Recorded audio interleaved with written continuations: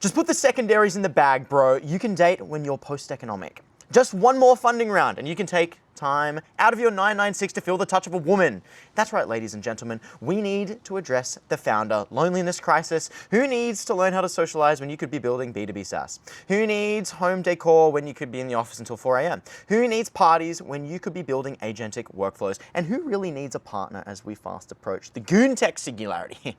That's grim. We will cover all of this and how we got here, why founders might be hard to date, why they might actually be the perfect partner, and how one might actually go about navigating finding a partner while performatively posting pictures of their 996ing on x.com, the everything app.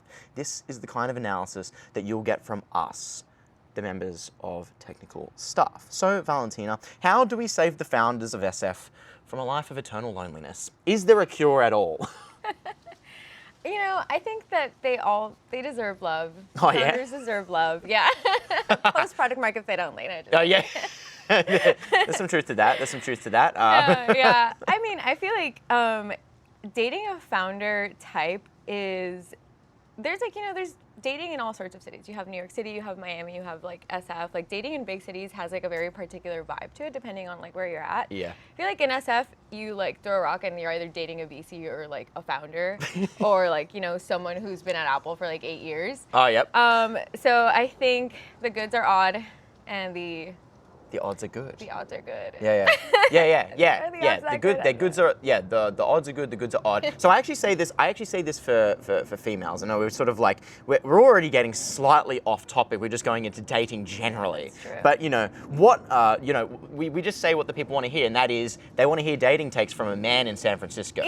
This is what everybody wants to hear. I always say, and I've tweeted this a couple of times, that dating in San Francisco is actually far better for men. This is the narrative violation, right? Exactly for that line. Because for women, the odds are good, but the goods are odd. And so this kind of brings me into why founders might actually be hard to date. Well, you know, referenced some of it in the monologue. And in fact, I'm actually just going to go ahead and pull up a few posts, right? Because I think this has just been part of the discourse, right, over the last few weeks especially. This tweet here is from Mads Campbell, Marty Dyson? I think that's fucking how you say the name. Well, apologies for that. Please don't go after me for mispronouncing your name. If that's not how you pronounce it, I'm illiterate. I can't read. I only know how to podcast. So with this, she says, dating as a founder is hard. You're obsessed with what you're building. It consumes every thought, every hour. You try to date, but small talk feels foreign. You're wired to build, not to relax. You don't want someone to fix it or compete with it. You just want someone who doesn't make you feel insane for caring this much. Because dating while obsessed isn't about finding love. It's about finding peace and being fully seen for who you are, even when your mind is somewhere else. Now, that's a lot of words. Yeah, I mean, it's kind of true. Like, I feel like that's the nice thing about dating a founder is if they don't have time to like just like, you know, fool around and like waste their time willy-nilly. So like they're dead focused on like two things, which is like their work and then me or, you know, the romantic partner. So that's really beautiful. I think as a woman, that's kind of what you want. They don't have time to like, you know, cheat on you or just be unserious. So I guess like that's the thing. It's like if you're dating a founder and they're like early stage, they're pretty serious about you. They're serious about the company. And I think the only risk there is that they're like over-identifying with the company. So like the ups and downs of like the business is also like kind of reflected in like their vibe. Yeah. But I think if you're dating someone who is like high EQ, I don't think that's really as bad. So it's like, I don't know, if you're like a female founder early stage, like I actually think that you'd be lucky to date a female founder in the early stage. It's like, you know, high agency, very focused, super interesting like thoughts and perspectives. Yeah. And with guys, I think it's just a little bit of a risk because you have to find a guy who is like also high EQ. Yeah. and that's where rare. Yeah, that's what I was getting. It's like yeah, I mean, the founder class, I mean, you sort of have like you have the dropouts, you have the ultra technical that sort of come out of that the below 21. The below 21. Yeah, well, that number's getting lower and lower. That's a whole other episode that we could go there, and Silicon Valley's obsession for youth. Make that what you will. And I think like, yeah, I mean, there's definitely a thing in which you know, there's such an emphasis on building. There's such an emphasis on, you know, whether we call it performative or not, right? 996ing, grind till you drop sort of thing. And it's like, my thing is, are some of them wasting their formative years just sort of chasing PMF?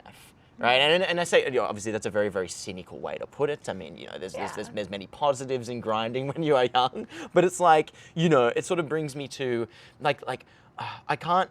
There are a lot of what I like to call post-economic ho-scarers, right? Those that have spent their formative years, they've made the bag, and then it's like, okay, well now I can prioritize dating, but I'm in my late 30s, early 40s, maybe even later than that. Yeah. And, you know, I might not know what to do. You know, I there any think truth it's to funny. this? I think I've learned so much about post-economic like host scares in SF. They're like, yeah, first of all, like post-economic host scares can also be like women. Like I've met women who are post-economic host scares. So it's not, you know, like break free from like what your conceptions might be, your preconceptions. I think SF is like the purest form of like the most potent form of like host scare because it like rewards like highly intellectual, like highly like dorky people, but like wealth and like riz don't really like scale equally here. So yeah, I think you get a lot of like, you know, just socially awkward, like really like wealthy like people who will just engage in behaviors that are like cringy, and like their money doesn't save them from the cringe. Of course. Yeah, there's like a macro take on San Francisco dating is that like, okay, well, you know, like host scaring behavior is like, you know, you walk into the house and there's like 200 like pairs of shoes at the door, and you know that's gonna scare the host who are showing up in like red bottoms. They don't want to take them off. It's part of the outfit. You can't make them take it off. Exactly. Or like, you know, you invite a girl over to your like beautiful mansion in Seacliff, and like you're like in a sauna and like you're about to like trip shrooms, and like, you know, hoes don't want that. Like, oh, really? No, not really. It's like your first time meeting. Yeah, totally. Well, that's the thing, right? I mean, it's like, I mean, everybody in the city like has some form of wealth, right? I mean, and even like, even just like I mean, well, I must say, if you're in tech, that is, or if you're tech adjacent, you're most likely going to have some sort of like baseline level, and so, you know, and so. Trying to stand out with wealth is probably like I mean it just doesn't, well, it doesn't stand out as much. I mean at least from what I've seen, you know, having been the starving artist, the starving founder, I mean, I think it just doesn't seem to matter as much. But of course, you know, when it doesn't work for someone, that's simply a skill issue. When it does work for the other one, they're simply a try-hard, right? So it's like you just actually can't win. This actually brings me to a post that sort of did the rounds a few weeks ago, and this is a bit of a fucking essay, but we're gonna read it anyway. And so this is from Jessen Lee, the Jessen Lee. Good, and so it was the Date Me doc. I was like, please not the Date Me doc. Speaking of host scaring activities. No, exactly. Yeah. So Jessen, he says, and there's a few quote tweets that follow this up, because you get both the male and the female perspective on what we're about to read. And so, Jason says, the hardest part about being a male founder, in my experience, is finding a girlfriend partner that understands the short-term gains that we are forgoing and the long-term optimization game that we are playing. Most women expect to have most dates paid for, their vacations covered, and their partner to have the time and emotional bandwidth to support them. Somebody they see as a reliable provider. This is completely understandable. But as founders, every dollar saved is additional runway for the company. We budget down to the cent because our life's work depends on it. Every 100-hour work week slightly increases the odds of success at this stage of life. We're both cash poor and time poor, betting everything on the hope that one day it all works out, that one day we'll be sitting on generational wealth, the kind most men only dream about. Even for women who understand that they might be investing in their man long term, it's hard not to compare. Their friends are dating guys with high-paying tech jobs who work from 10 to 3 and can afford to give them a luxury experience. Now, not later. Optimizing for the short term is human nature. It's hard to fight against. To all the girlfriends out there dating early-stage founders, you're the real ones. And to all my fellow founders, may you find your person while you still have nothing, because that's the only time you'll know she's with you for who you are, not what you have. Now, I bodied this guy. I was like, Okay, so let's try and like pick this apart a little bit. Most women expect to have most dates paid actor. for. What's that? The Wind is a paid actor. Yeah. Sorry, what were you saying? I'm like. Yeah. No, I think it's working in your favor. I mean, we'll see what the timeline has to say about that. The autists on X.com, the Everything app, they will say what they have to say. So he says most women expect to have most dates paid for, their vacations covered. Right. I mean, I've not fucking experienced that. Well, are you a woman? I mean, I don't know. Are you? Never flown a girl out? No, not. Jaden. What do you mean?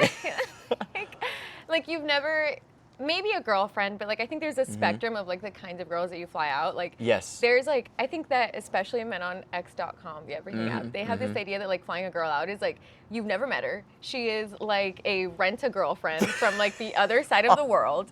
And that is like, everyone involved is like a morally bad actor. I don't think that there's like a lot of morality attached to like flying someone out when you're like a normally socialized person from like the East Coast. Like people just like fly girls out like all the time. And it has like nothing to do with like, it's like you've met a couple times in person and like you have a good vibe, but like, you live in different cities and like you have the means and are able to like fly a girl out. So you're like, like, you know what? Like, I think we have a good vibe. Like, would you be down to like spend like a weekend here or something? And like, typically I think as long as like all parties are aligned and informed and there's, enthusiasm around it, it's like, why not just fly someone out? You know what I mean? I feel like it's fun. It could be a magical, beautiful experience. Yeah. I mean, maybe it's my, if we go, maybe it's just my ego, right? Maybe it's my ego. I'm like, well, if you can't make it, going from what I've already said, right, is that dating for men in San Francisco is actually just better. For me to then go ahead and be like, I'm just going to fly someone out, would that not be just totally, going against what I say? Maybe it's an ego thing. But I found with this, it's not been my experience. I mean, even as a founder at Starving Founder, I've had plenty of instances in which it's like, oh, the second date we want to split the bill, Yeah. And and I'll still go ahead and try and be the man. Fucking incriminating myself with this one. I didn't expect it to go this way. But yeah, I don't know. I think it's not that deep. I just think it's not that deep. Like, let's say that I think that there's a lot of like great, amazing, beautiful women in SF to date. But let's say that you like are in a conference out in like New York or like DC or Miami, whatever, and you meet someone there that you really like. Like, I think that love and like finding a spark and having a connection are a lot more like feelings oriented versus like extremely like logical like game theory oriented. Yes, which is how a lot of people treat it. Exactly. A lot of people here like, here's my date me doc, and here is like the 37% like optimality point at which like you can then find the next best person. This is like the optimal stopping point. So like I think there's a lot of logic around dating here and like splitting the bill. All these things just feel like extremely like kind of like transactional and like. I think where I'm from, which is I'm from Miami, everyone over there is like Hispanic. Yes.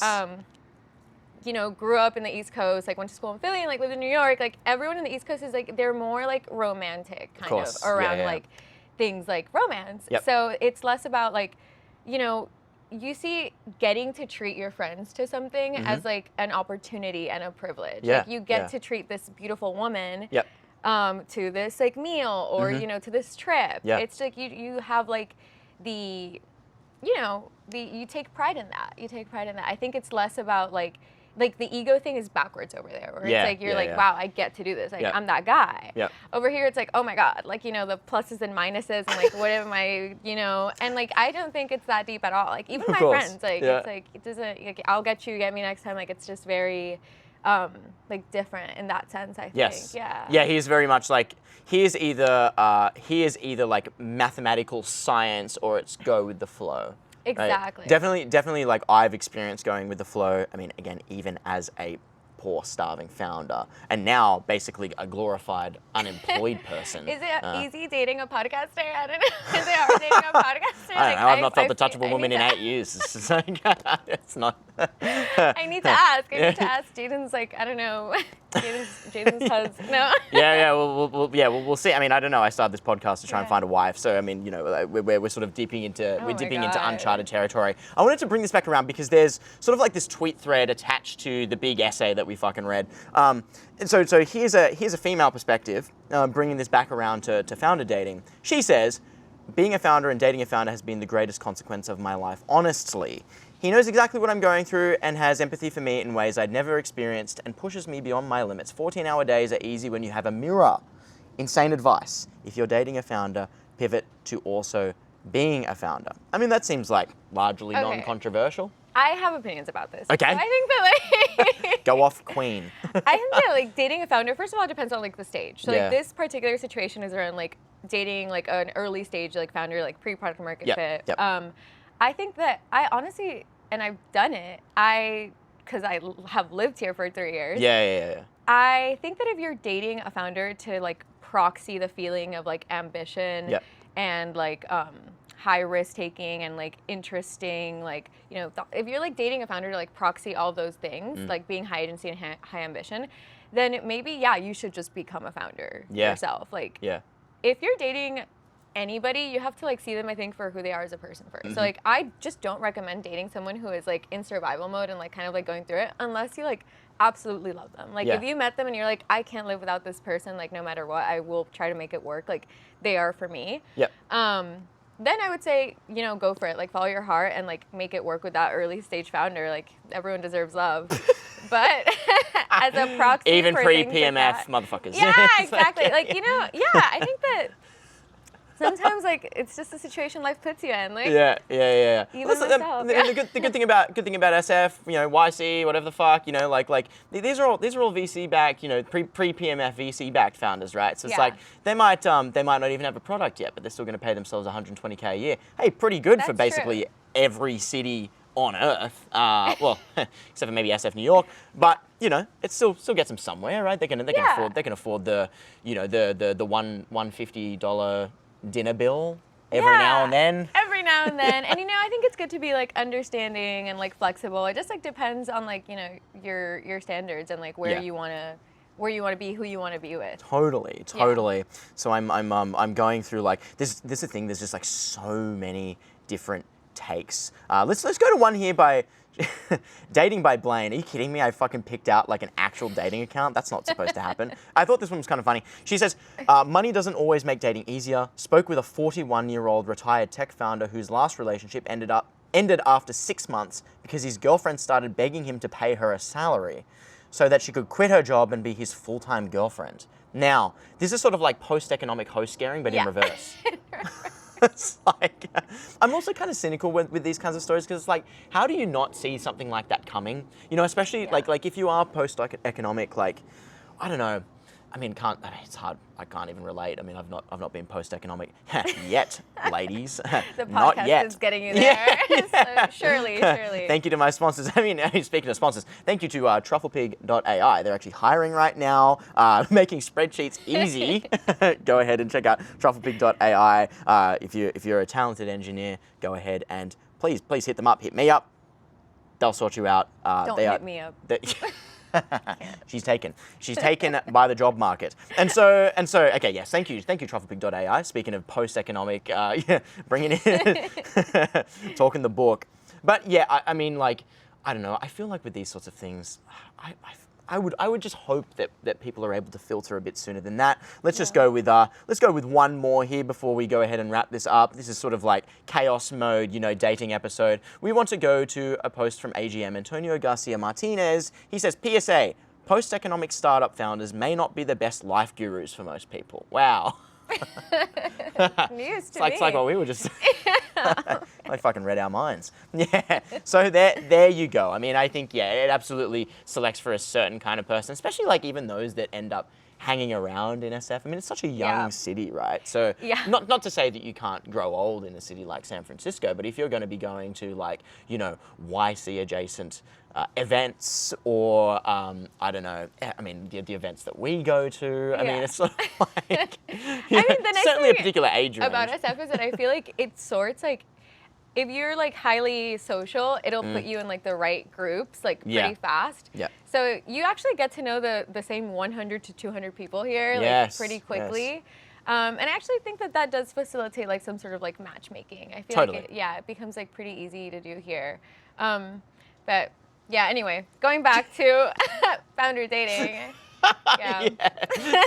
No, I mean this ended up being just like dating in SF generally. Yeah. No, but this is good, right? I mean we especially need the female perspective of this because the male perspective just dominates the timeline. It's like the whole my whole joke is like, yo, there's no women in SF, and it's like, bro, No. literally go up the hill. Have you heard of like crime don't climb? Just go up the hill. Like that's where the girlies promised are. land. Go to fucking Trader Joe's on a Sunday. Yeah. Go to Lafayette Park when it's like above 65 degrees. Anywhere in the marina, honestly. Yeah. It's like all like just Pilates studios Yeah. everywhere. All the Yeah. girlies. It's a bizarre thing. I mean, it Yeah. brings me to the it's like the whole it's like, oh fuck SF dating. I'm gonna move to New York. It's like, bro. Gonna go do sex tourism in New York. Yeah. And for what? In To Bushwick. realize that like women's standards are even higher over there. Yeah, exactly. Good luck. Yeah. No, Yeah. it's very much. I hate to be that guy, but skill issue again. Rich coming from a guy that goes non-verbal in front of women. It just is how it is. You just have to be charismatic. Like you're actually so charismatic. But I feel like the low charisma, like This is a narrative highly violation. I know. Sorry, I'm putting it out there. I'm Wow, like thank exposing you. the truth. Yeah, fucking hell. Yeah.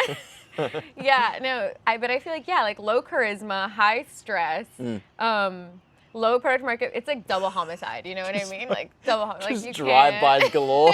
Yeah. Just destroying these people. It's hard. I bet No, it's hard. totally, Yeah. totally. No, but at the end of the day, yes, I mean, exactly what you said. Being a founder turns out actually kind of hard. Raising money, actually kind of hard. High stress.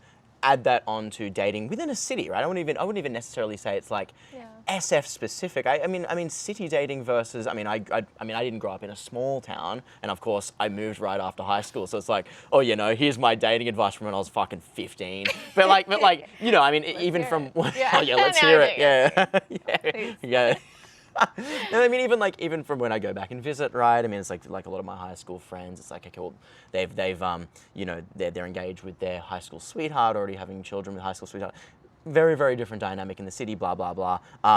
That's not for members of technical staff to cover. So I think this is a good time to Clearly bring scoped. in Yeah. clearly scoped. Yeah. I think it's a good time to move on to my interview with Adam. But first, I need to tell you about Inference.net. Valentina's heard this ad read before. Queries. The queries. Yeah, made fun of my accent. I'm trying to just sell enterprise software, and I just get roasted by how I talk. Oh no.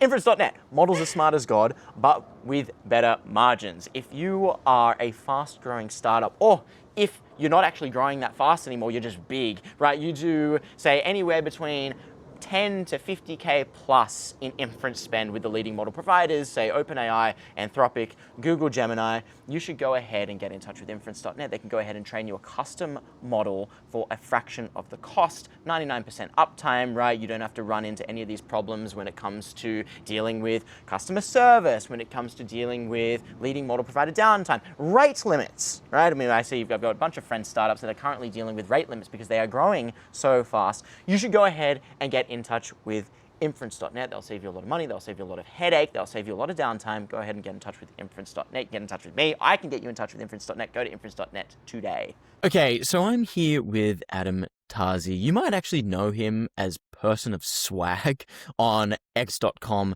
the Everything app.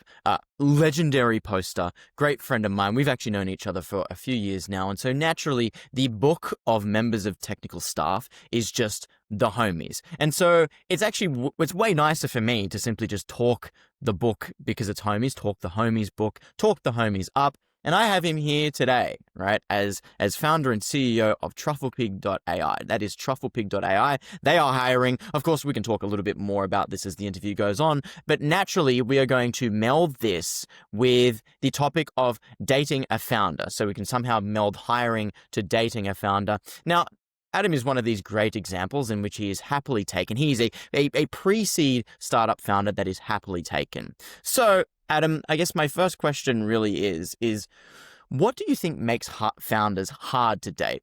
And why are you built different? It's a good question, right? I think that like why is an unemployed person hard to date, right? I think like there's a bit of a I wouldn't say like like autism, but there's like a sense of like as a founder, there's you might say that. You might say that, right? Like there's a little bit of a like, especially I think pre-seed is the hardest one, right? Like you're basically you are the underclass. Like there is a bit of a totem pole and you're at the bottom of it. And so I think that, and Andy spoke about this a little bit, right? Like as far as like the status goes, like it would be better to just be unemployed, right? And I think if you start there, you can arrive at a lot of like where the difficulties arise from. For sure. I think this makes sense.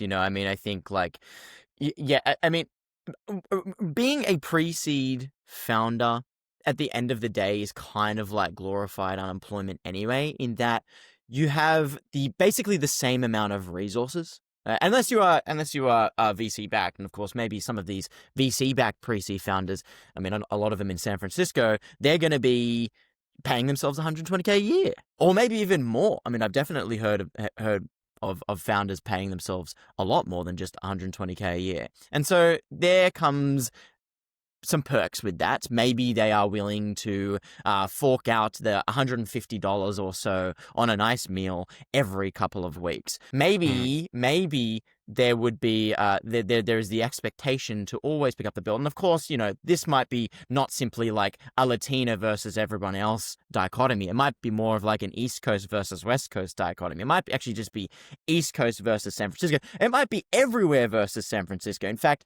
I think like, I mean, I've heard all of these stories of like, well, you know, I'm going on a first date in San Francisco, just generally, and the guy has insisted that we split the bill.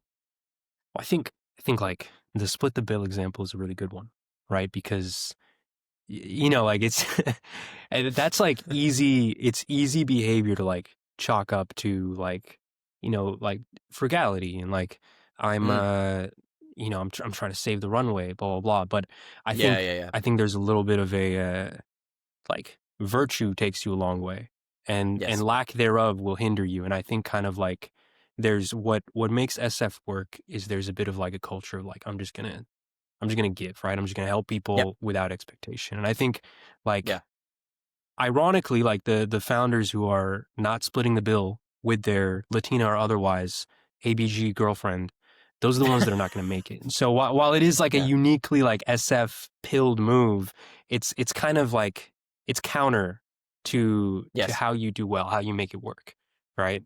Yeah. And I guess like on that, like, do you have on like what are your thoughts generally on say pre-PMF, pre-seed founders that have gone ahead and raised a bunch of money? Like what do you think about using some of that runway on dating, you know? Because I mean, obviously, like the discourse, especially recently, is that especially for male founders, male pre-seed founders, especially when the company is their entire identity, there's been a lot of discourse on it being one of the hardest things being dating and finding a partner that understands. And so obviously you're talking about, you know, being frugal. It's a virtue. It's actually a good thing. What do you think about dipping into some of that runway in order to essentially facilitate the dating life of a founder? Yeah, I mean, I guess the question is like, did Columbus, like, did he take some of the money that the Queen gave him, and did he get a nicer boat? You know? Yeah. You know, like that I think, and that's kind of the question. Like, what would Caesar have done there? What would Columbus have done? And I think that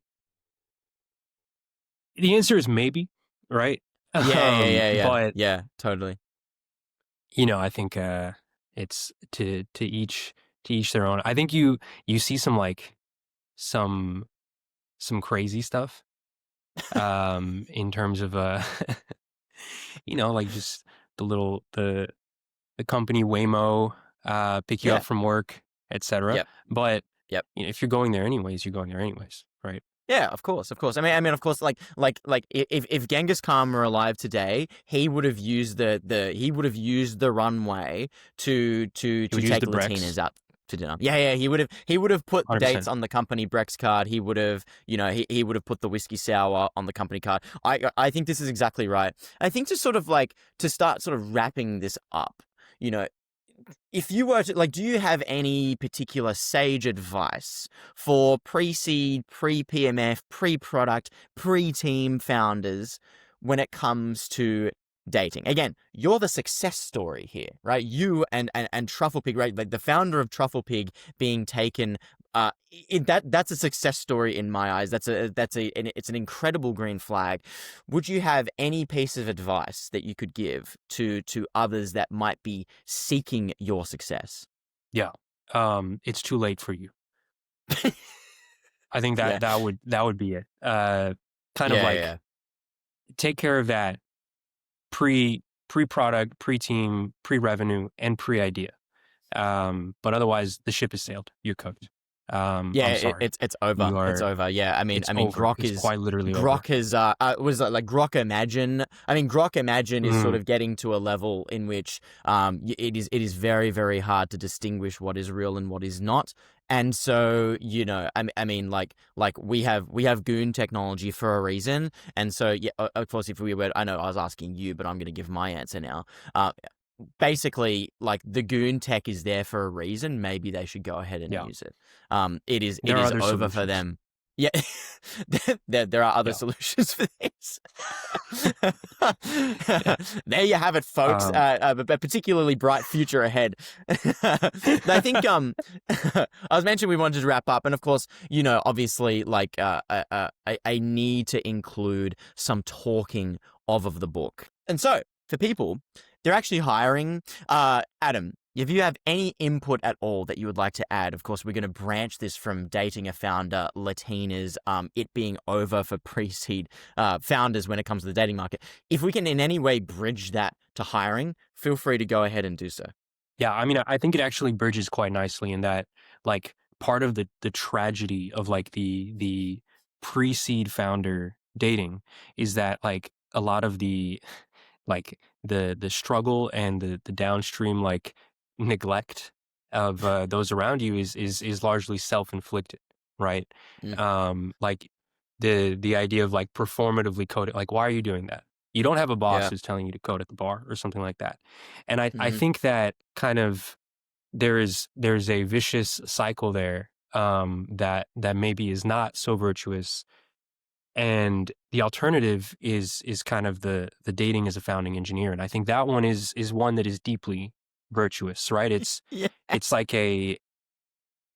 just a profoundly beautiful struggle. And I think that and so what we're working on is we're trying to do something like that, right? I think there's a lot of like niche, like B2B SaaS, like I'm gonna automate like this little workflow. And I think we're really trying to build like the agentic workflow to end them all, which is like doing everything in a spreadsheet, right? Yeah. And so if that's something that sounds interesting to you, as well as like the technical challenges that come with that, which there are a lot, right? Like just building like a spreadsheet on its own would have been like its own kind of like challenging enough. But if the idea of that is not daunting and it's actually interesting and exciting, then we'd love to have you. So yeah. Feel free to DM me or whatever. Go ahead and get in touch with get in touch with Adam. Go ahead and get in touch with me if you want. Adam, thank you so much for coming on Mott's here. Well, it wouldn't be an episode of Members of Technical Staff without reacting to some of the greatest posts in the history of posts. Of course, this segment is sponsored by Morph LLM, models that improve coding agents, better AI, search and replace. Go ahead and check out morphllm.com. So, do you have a question for me? You're holding... I'm holding the answers, actually. This is the original answer machine. Oh, yeah? Answer engine. Yes, but this is actually, the OG ChatGPT. This is actually the AI agent. It's the original agentic workflow. It's the magic 8-ball. Is it easier to date a podcaster than an early stage venture-backed founder? I'm gonna cook my ass. Oh, better not tell you now. Oh, fucking hell. I mean, yeah, that doesn't tell me anything. Mean anything. And that's what I've been telling myself for the last 8 years. Podcaster? Yes, no. Without a doubt. Without a doubt? Okay, wait. So I've already forgot. That's without a doubt. It's better to date a podcast than it is an early stage founder. Okay, because I've just gone from one to the other. So I'm kind of the worst of both worlds, actually. Turns out. Valid. Yeah. Oh my god. Are you getting one more answer? One more answer. Concentrate and ask again. I mean, I didn't even ask anything. Concentrate. Okay. Telling me to shut up, Like bitch, focus. Yeah. It's like the OG, you're absolutely right. This is just fucking telling you to concentrate, Exactly. telling you to lock in. It's like thinking. It's thinking. Yeah. ... Telling me to Thought lock for in. 30 seconds, concentrate. It's like, Exactly. okay, thanks you. Do you have any questions? Actually, no, wait. I'm going to ask it. Will Jaden feel the touch of a woman tonight? Tonight? Fuck, it's a Sunday. We're recording Sunday, 16th of November. Doesn't matter. Massive Sunday. Yeah, you're right. Outlook not so good. Yeah, I figured. Lord's Day. It's the Lord's Day. Yeah, exactly. Yeah, as we hear the nice bells from Grace Cathedral in the background. I mean, you know, we've been so blessed, members of technical staff, to have these beautiful San Francisco backdrops. We're actually recording a week later from the anonymous Twitter account episode that was filmed up on a different rooftop. Two streets over. 2 streets over. We all live in the same neighborhood. This is a singularity neighborhood. Yeah. I'm in walking distance as well, but I live in a goon cave, so it's actually not as easy to record. Anyway, this is the reaction segment, and we've not even reacted to any posts, so we can kind of do like a little bit of a rapid fire. I wanted to bring up a post from our good friend Lily Sharples. She says, "What's it like dating a startup founder? I just got a calendar invite to have lunch together in 2 months." That's fucked up. I love Lily. That's far. Oh my god. Yeah, No. I can't say. I mean, believe you know, narrative violation. Save Lily. Yeah. We need to save her. Yes, we need to save her. Yeah. Once again, another narrative violation. You know, I think the last relationship that I was in, I was an early stage startup founder. I certainly wouldn't send my girlfriend calendar invites. Seems a little bit distasteful, but I think the word tasteful and distasteful are also kind of distasteful. Yeah. It's sort of like one of those tech bro terms in which they're not actually, where we're physically unable to say words like cool and enjoyable. No, we've got to say words like fucking like tasteful. Orthogonal or high signal. It's like, what are we even talking about at this point? Anyway, that's an unrelated tangent. So let's move on to another one here. This is Cody Sanchez. Imagine getting a calendar invite to like get a coffee and go on a walk. Yeah. Kill myself. Yeah, date night with Day. It's like in 2 months. Go ahead. We're gonna go to St. Frank's. So Cody Sanchez, she says, "I've realized you only have 2 options if you want to be a founder. 1, marry someone who is excited by growth and building with you. 2, do not get married until after you've hit dollars." Now these are like, it's like these posts, they all do pretty well. I'm thinking that they're all just kind of equivalent to rage baiting right now, because it's like to just like boil it down. It's like, yeah, you need to have somebody that like understands the grind, or just fucking like don't do anything until you exit. Seems dangerous. I mean, you can do things like, I think like post like Series A, post Series B, like things, your identity is not like as attached maybe to your company and like different things like that. Yeah. But I mean, it's true. Like, I don't think it's like recommended unless you like, absolutely like love the person and like high EQ, you know, they're amazing. Yeah. If I even go like slightly life coach mode for a while. Yeah. Rich 27-year-old single dude, fucking glorified unemployed. Let me give you advice. I feel like, you know, if there's anything that I try and do in my life, and is what anything that fulfills me, is maximizing for the people. It's like, if you cannot make any time for the good people in your life, then I'm just not sure. I mean, I know I certainly wouldn't have fulfillment. Take that as you wish. There's your little like life coach bullshit or whatever the hell from the glorified unemployed guy that's 27 and single. Yay. And so I want to get to another one from the account Autist Trophy Wife. So this is actually back in July 2023. She says, "Overheard in SF. Men in SF who have purpose are fundamentally broken. You have better luck molding an L4 Google SWE and managing their finances than dating a founder." Fucking hell. Yeah. I mean, wow, any thoughts? A lot of feelings. Yeah. To be fair, she said overheard, so she wasn't the one saying this. Yeah. I'd be curious to hear where that was overheard. I can imagine it was probably the Mission District or something. Probably the Mission, honestly, probably anywhere, like FireEye, the Marina. Yeah, like, I feel like there's a lot of frustration that comes with dating, like early stage founders who are like, I guess like kind of like maybe being like a little selfish, and they're like, okay, well, you know, I deserve to like go on dates and like, you know, do whatever, like scheduling that calendar invite like 2 months from now. But like women also have this like, you know, we are like more like time constrained. Yeah. You know, you want to be like mindful of like a woman's like time. And like you don't just want to kind of like fuck around and you know, waste your time on a man who is like either like logistically unavailable or like emotionally unavailable, and is just like not like fundamentally kind of like unserious about anything but their company. So I mean, I get it. I could see why it's frustrating. Totally. You know, but all 4 Google engineers deserve love too. Of course, absolutely. You two could go ahead and join them in their nice little Palo Alto little bugman cave or something. In their goon cave. Yeah, in their goon, the Palo Alto goon cave. It's actually slightly larger than mine. More goony. Yeah, more room for activities. Yes.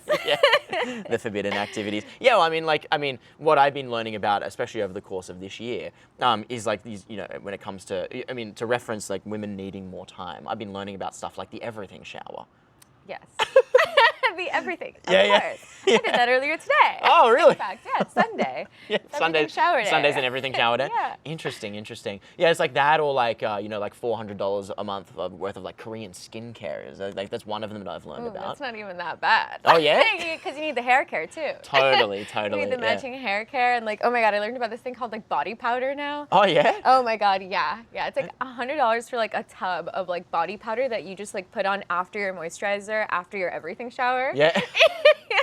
So it smells really good. It keeps you like very silky smooth. Yeah. So what does that drag the total sort of like everything shower time out to be? Is that just kind of like drags it out to be like 2 hours versus say like 1 at least? 2 hours. You know what? I actually, speaking of like an everything shower, I got a chair for inside of my shower. Yeah. So I could just like sit there like when I'm like in between steps. Yeah, you're like, please stop using ChatGPT. I need the water for my everything shower. I just avoid using AI myself. No, just kidding. Yeah.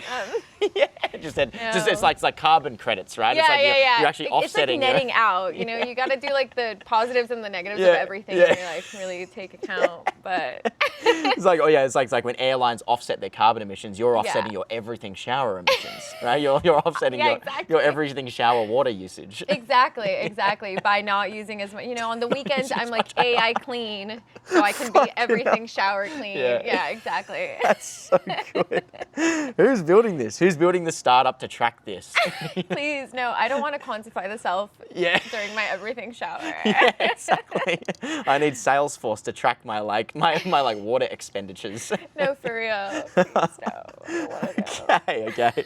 So, final post. I needed to include a post of mine because I've sort of I decided to sort of tee off on this a couple of weeks ago. But I said, dating a founder in SF, be like, yeah, his job is very hard on us, but at least his pay is bad.